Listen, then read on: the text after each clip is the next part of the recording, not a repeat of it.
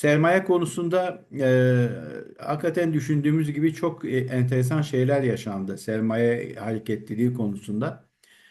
Trump'ın çok çok büyük bir oyuncu gibi yani bir piyasa oyuncusu gibi spekülasyon yaptığını.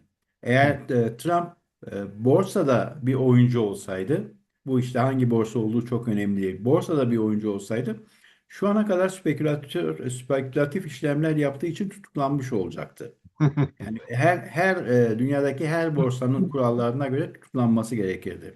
İnanılmaz spekülatif şeyler yaptı. Büyük oynadı. Bazen televizyonlarda izliyorum. Trump'ın çok aptalca şeyler yaptığı falan söyleniyor. Çok öyle değil. Öyle bakılırsa çok büyük bir yanılgı olur orada.